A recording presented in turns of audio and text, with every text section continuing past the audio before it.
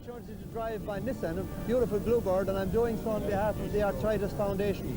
And it's to highlight the work that the foundation are doing for arthritis sufferers throughout the country in raising money. And of course I'm here to start the rally, and hopefully we will see great developments in this particular rally, making it much more prestigious in terms of European and perhaps World Championships eventually. The Minister is driving a sweeper car, so he sees off the top crew of Austin McHale and Ronan McNamee shortly after 11:30. Phil Collins in the pink Sierra Cosworth is next to leave the start line. Next in line are the Opals of James Cullen and Vincent Bonner from Donegal, and still the talk is about the likely conditions. Oh, cautiously, long rally ahead of us, 230 stage miles. We'll wait for it to see what happens. It's the 9th rally of the lakes, we've never been as wet as this. Flat over crest, 100. Straight over crest, 50. Slide right over crest, plus fast right. Plus fast left over crest, 200. Very soon, Austin McHale shows his talent with the beautifully prepared Opel Manta 400, despite the lack of intercom with the co-driver. Phil Collins is only a second off the pace. Are we in for a great battle? As the weather improves, it's Manta versus Sierra. James Cullen is third overall on that first stage, Mall's Gap. Vincent Bonner is fourth. Others are driving well within their capabilities as they go downhill after the gap. Indeed, the road is drier here, so cautiously does it.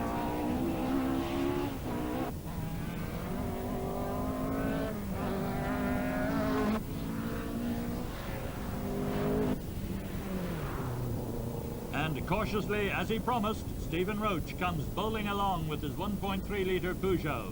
He takes over 14 minutes to drive the 12.7 miles of wet and twisting tarmac into Kenmare. He is by no means slowest. On stages such as this, the co-driver has his job to do. He'll read the road for the driver, remind him of the dangers and the difficulties.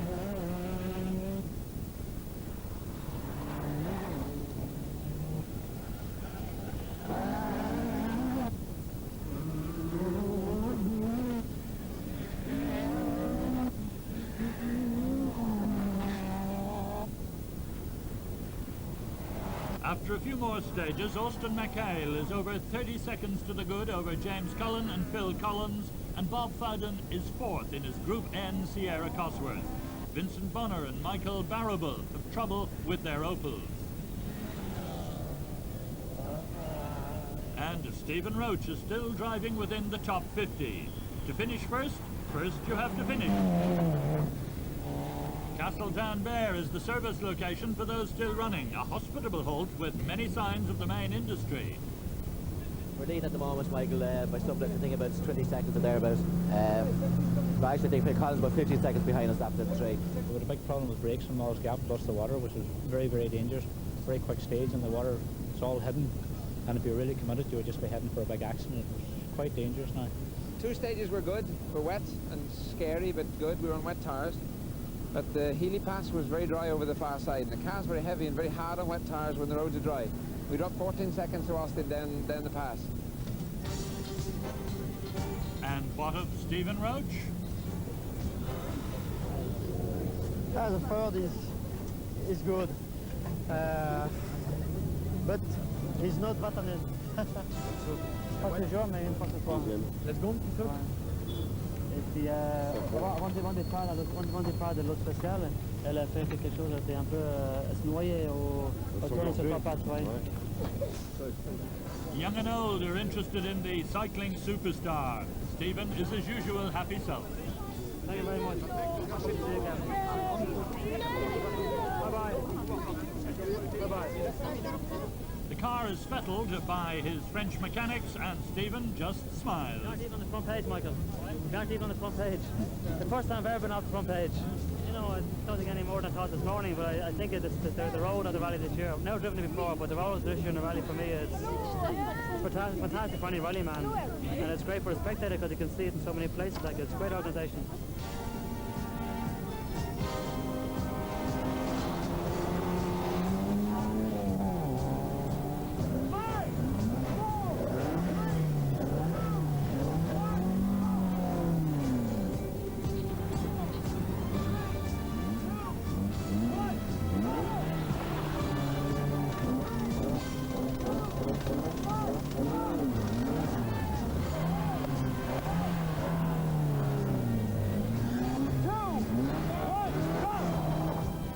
Then it's into the 3 stages in darkness. Old hazards, new challenges. McHale, Cullen, Collins, Spowden and John Lyons in the Group M Lancia Delta make up the top 5 at the end of day 1's 10 stages. On Sunday morning, Moll's Gap is revisited with the road still wet. Again, Austin McHale is flying.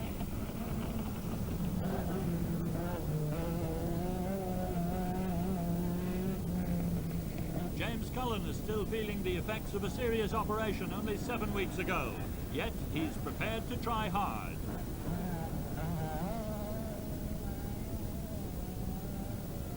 Phil Collins is now 3 minutes off the pace. Dan Daly and David Mead are out.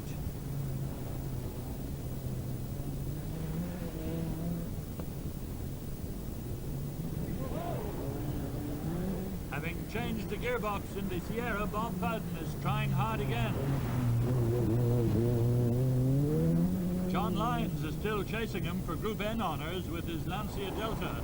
And now in the top 10 are Bernard O'Brien and Ken Lyons in escorts, and the Renault 5 Turbo, driven by Welshman John Price.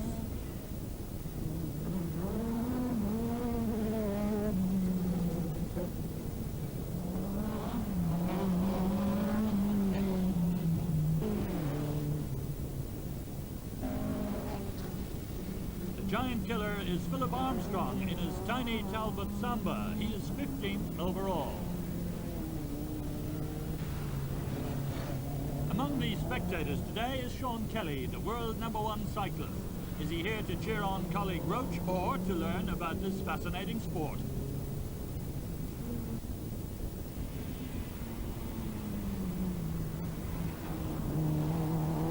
Today, Stephen is getting deeper into the groove. At Balloch-Bima, Austin McHale shows his real class.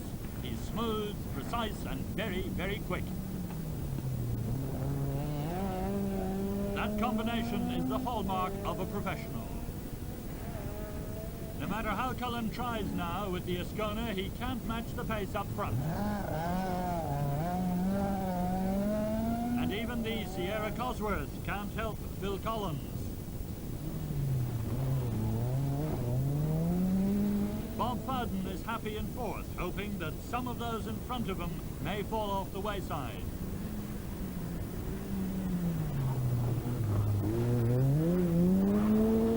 John Lyons is still 5th in the Lancia.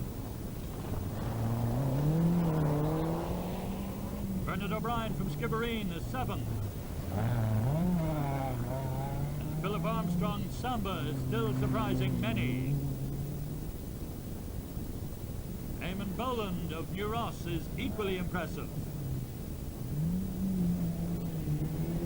Now at Beaufort, Austin McHale is looking a likely winner. It's not taken away from James. James went very well yesterday, and I admire for the speed he was going, even though we were going cautiously and careful.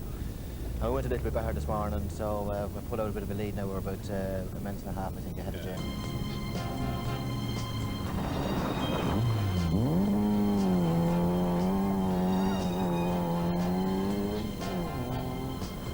There are now only 4 stages remaining, and even the weather is showing signs of improving.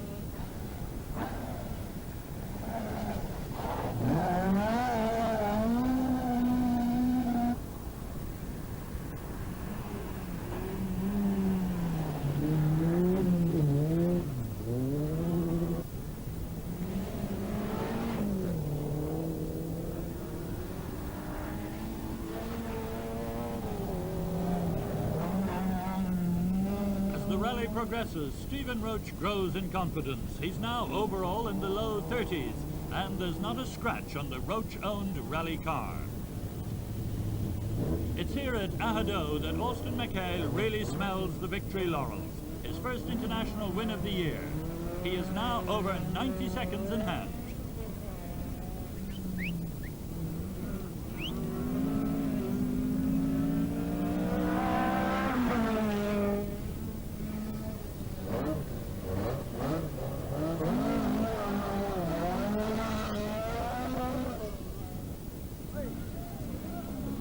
But James Cullen still tries.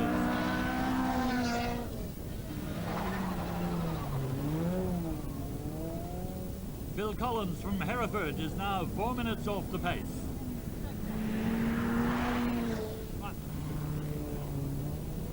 And John Lyons accepts a fine 5th behind Bob Bowden.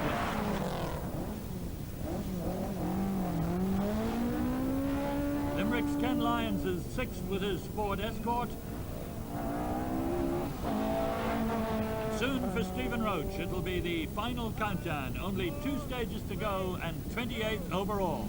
Yesterday we were very nervous yesterday because the big car starting behind us, very nervous. Then today, once we got the lads there and a few of the others, we had our own little race, like in a race, we're in a race like.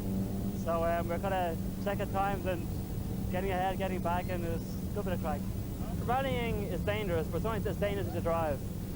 So we drove fairly careful and we had a good rally. We didn't win the rally, but we had a great time. And of course, it's a pity it's so expensive, but you know, I'm sure you can get by in a small budget. Austin McHale budgeted for victory with the Opel Manta 400. It was a welcome win and it sets him up for next year's season of events. Austin showed in the Carling International what a superb driver he is, even in trying conditions. We're trying to put a day together to do the Open Championship. We haven't done finalised as yet, but hopefully we do the Open Championship, which is the British and the Irish Championship together next year. We've both worked hard at the pace notes recently, and I've been trying very hard to, you know, show them what I know about pace notes, and I think it's all come to good. Okay, are you going to stay with him next year? If the money's right, I'll stay with anybody.